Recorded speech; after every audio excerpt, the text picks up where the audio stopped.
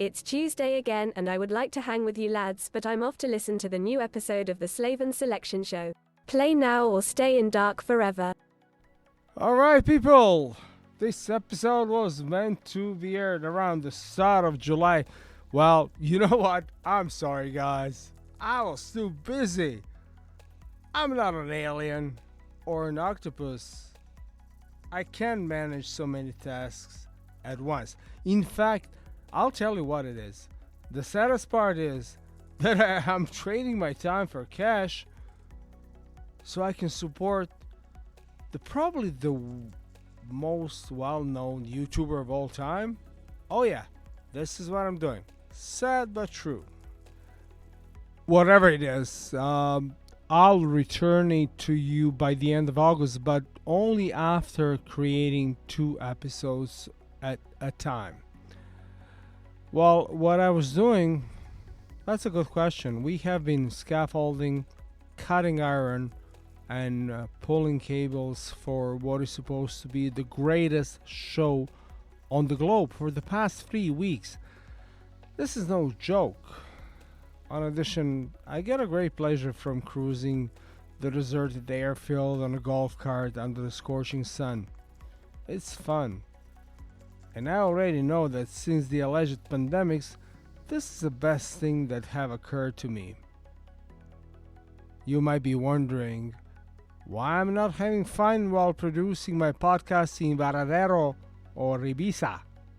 Alright, Baching talks. Baching. So this is what it is. I apologize for putting in so many sweaty hours, but I'm assisting someone else in rising to the position of not just prince, but absolute emperor on YouTube. I suppose it's ironic or something. Perhaps it has a deeper significance.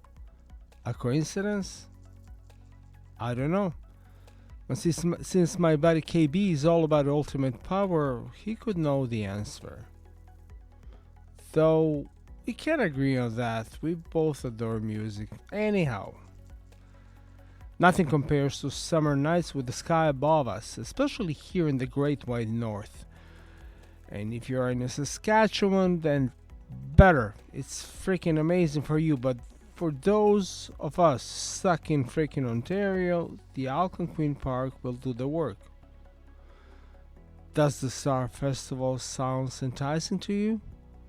It surely is to me. Oh, Japan.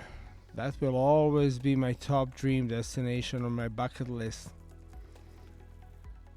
I wasn't going to go there because of Fukushima, so I skipped the whole thing. And I will travel occasionally in the future, hopefully.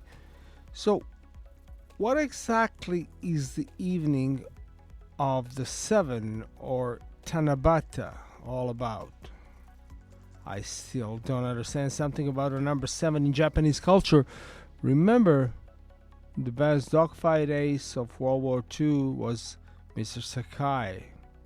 His name means actually the 7th son. And what about a 7th samurai, 7 stars, and so on? Well, known by many as the Star Festival, Hoshi Matsuri Tanabata, Japanese, literally evening of the 7th, is a Japanese celebration that has its roots in the Chinese Kixi festival. It honors the coming together of the gods Orihime and Hikoboshi, who are symbolized by the constellations Altair and Vega, respectively. And legend has it that these lovers are separated by the Milky Way and are only permitted to reunite annually on the 7th day of the 7th lunar month of the lunisolar calendar. Although Tanabata falls on different dates in different parts of the nation, The first celebration start on July 7, and this is what I missed because I was working. I'm sorry, guys. Like this was supposed to be online a long time ago, and it was actually. I was actually thinking of it as a really long episode just to explain the whole Tanabata thing, but it didn't happen because I was working. And you know what I mean. Next year, I promise it's gonna be better. So July 7 on the Gregorian calendar, and the festivities take place on a number of days in July, in August. It's a big thing in Japan, right? So I don't know if you know much about the Empress Koken brought the celebration to Japan in 755, and it originated from the festival to plead for skills, an alternative name for which is celebrated in China, and also was adopted in Kyoto Imperial Palace from the Heian period. So the name Tanabata is remotely like it was by the early Edo period. The celebration was well known to the general public, at which point it combined with different Obon and Bon customs to become the contemporary Tanabata holiday. The popular tradition surrounding the event differed by geographical region, but in general, boys desired for improved penmanship by penning wishes on strips of paper, and girls wished for greater crafting and needlework. And also, apparently, it was customary at the time to make the ink used to write wishes using the dew left on taro leaves. Interestingly, Tanabata and Bon are separate because Bon is held on August 15 on the solar calendar, which is near to its original date on the lunar calendar. And associated with the Japanese interpretation of the Chinese characters, formerly interpreted as Shichiseki, see to the breakdown of several kanji readings, around the same period there is a thought to have been a Shinto purification ceremony in which a Shinto Miko would weave a special fabric on a loom known as Tanabata and offer it to a god in order to pray for rain or some protection for rice crops, as well as healthy harvest in the fall. Over time, the ritual combined with Kikoden to form Tanabata. Although they originally meant two separate things, the Chinese characters and the Japanese reading Tanabata combined to mean the same holiday, a case for Jukujikun. And Tanabata, like Kixi and Chisoek, drew inspiration from the well-known Chinese folktale, The Cowherd and the Weaver Girl. A few of these were contained in the Manyoshu. Orihime, Weaving Princess, daughter of the Tentei, Sky King, or the universe itself. Well, beautiful, close by the bank of Amanogawa, Milky Way, literally Heaven River.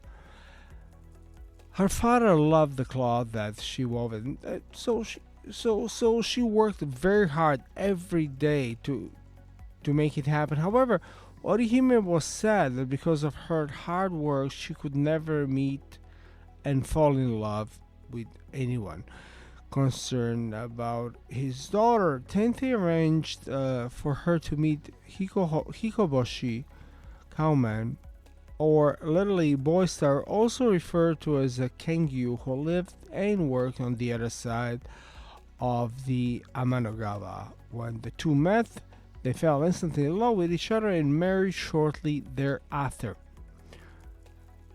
However, once married, Orihime would no longer do whatever she was doing before for Tentei, and Hikoboshi allowed his cows to stray all over heaven. In anger, Tentei separated two lovers across the Amanogawa and forbade them to meet. Orihime became despondent at the loss of her husband, and asked her father to let them meet again. Tente was moved by his daughter's tears and allowed the two to meet on the 7th day of the 7th month if she worked hard and furnished her weaving. The first time they tried to meet, however, they found they could not cross the river because there was no bridge. Orihime cried so much that a flock of magpies came and promised to make a bridge with their wings so that she could cross the river. This is so nice. I mean, this is a beautiful story, and it is said that if it rains on Tanabata, the magpies cannot come because of the rise of the river, and the two lovers must wait until another year to meet.